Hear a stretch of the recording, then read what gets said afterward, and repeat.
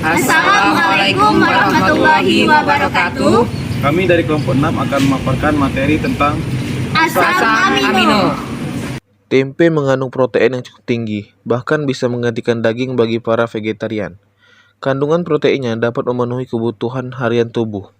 Istimewanya lagi, tempe mengandung 8 asam amino esensial secara seimbang, yaitu triptofan, phenylalanine, lysine, threonine, methionine, leucin, isoleucin, dan valine.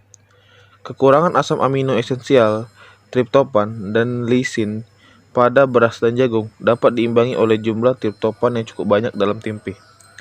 Ciri-ciri tempe yang memiliki banyak kandungan protein dan asam amino yang tinggi adalah memiliki kualitas yang baik, berwarna putih yang merata pada permukaannya, memiliki struktur yang homogen dan kompak, serta berasa berbau dan beraroma khas tempe. Keju merupakan pangan yang dibuat dari susu yang dipisahkan, yang diperoleh dengan penggumpalan bagian kasein dari susu dan susu skim. Penggumpalan ini terjadi dengan adanya enzim Rennet atau enzim lain dengan karakteristik yang sesuai, atau dengan meningkatkan keasaman susu melalui fermentasi asam laktat atau dengan kombinasi kedua teknik ini. Keju memiliki hampir semua zat gizi pada susu, seperti protein, lemak, kalsium, vitamin A, riboflavin yang bermanfaat bagi kesehatan.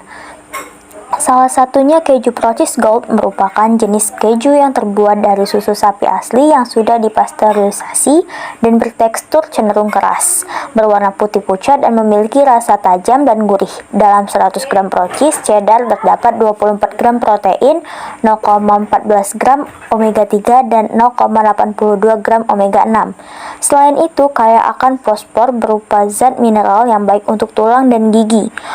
Untuk komposisinya yaitu air, keju cheddar, pengental pati modifikasi asam, minyak nabati, pengemulsi, garam, pengatur keasaman asam laktat, perisa alami keju, pengawet, susu bubuk tanpa lemak, dan pewarna anato Cl7512-0.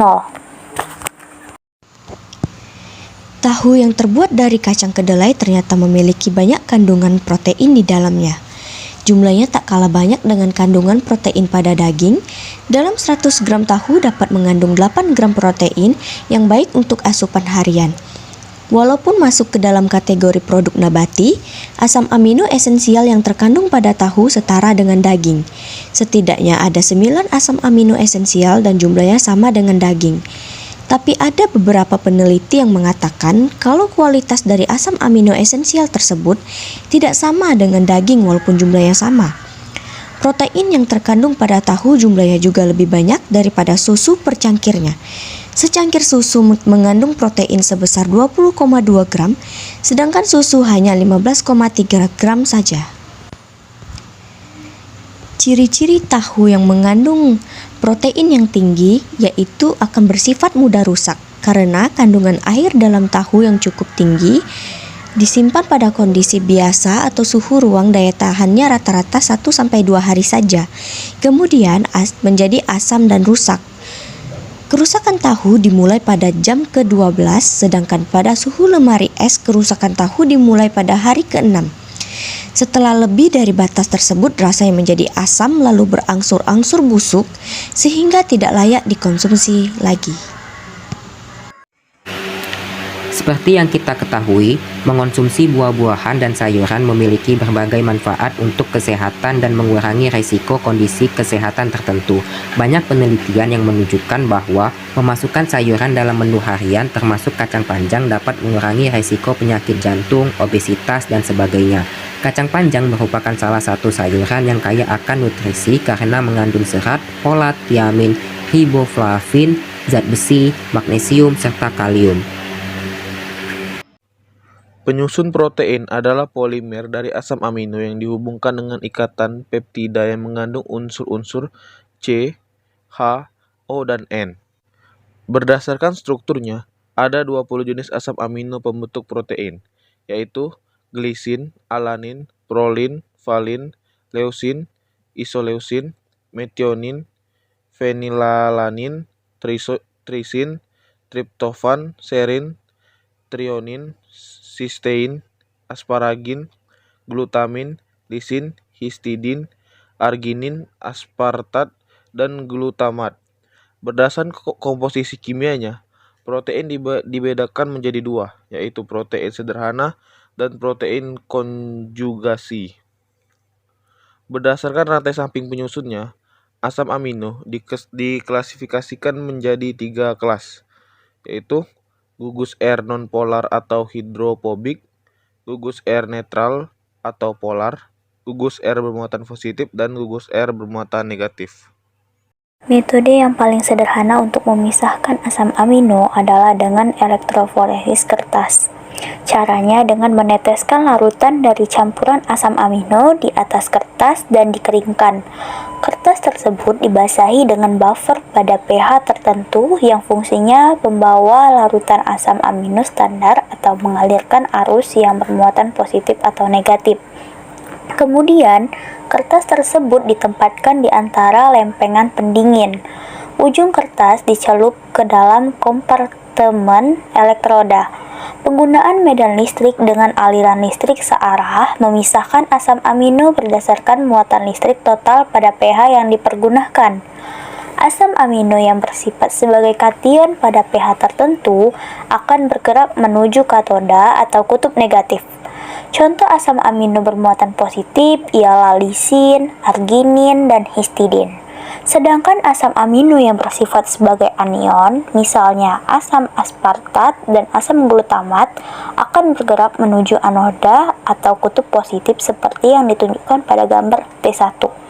Pada akhir proses T2, kertas dikeringkan, disemprot dengan ninhidrid dan dipanaskan. Akan memperlihatkan letak asam amino. Spot berwarna biru atau ungu masing-masing menunjukkan adanya asam amino akan muncul pada kertas. Cara memurnikan asam amino atau protein yaitu ada 4 cara. Yang pertama, kromatografi. Kromatografi merupakan teknik umum yang digunakan untuk mendapatkan sampel protein target. Jadi, kromatografi adalah teknik pemurnian yang terkenal dan melibatkan penggunaan kolom yang diisi dengan resin dari protein mana yang diinginkan akan diekstraksi. Lalu yang kedua yaitu isolasi. Isolasi adalah metode pemurnian protein yang paling sederhana dari semua strategi pemurnian protein, karena protein murni umumnya diperoleh dengan cara ultrasentrifugasi, fraksinasi. Lalu yang ketiga yaitu pengendapan. Metode pemurnian lainnya adalah presipitasi atau pengendapan garam. Pengendapan garam tidak sepopuler atau umum digunakan saat ini karena tidak selalu menghasilkan protein yang sangat murni. Proses pemurnian ini sangat efektif menghilangkan garam atau memusnahkan protein dari campuran. Lalu yang terakhir yaitu immunoblotting. Immunoblotting adalah teknik yang banyak digunakan untuk memvisualisasikan protein dan kadang-kadang dilakukan dalam kombinasi dengan kromatografi afinitas. Immunoblotting adalah uji cepat dan sensitif yang terutama digunakan untuk mendeteksi protein. Baiklah, selanjutnya hitunglah pH larutan dan gambarkan grafiknya serta tunjukkan pH isoelektriknya dari 10 ml alanin 0,1 m dititrasi dengan NaOH 0,1 m. Untuk pH larutan beserta grafiknya bisa dilihat pada gambar yang sedang ditayangkan. Reaksi-reaksi asam amino. Pada reaksi-reaksi asam amino, kelompok kami memilih reaksi-reaksi terhadap gugus amino min NH2. Pada reaksi ini terdapat 3 poin yaitu yang pertama reaksi pembentukan garam, yang kedua asetilasi, yaitu asam amino dapat menjalani reaksi asetilasi dengan mereaksikannya dengan asam asetat anhidrat, asetil klorida, atau asam benzoat. 3. Reaksi Van Skyl dengan bereaksi asam nitrit.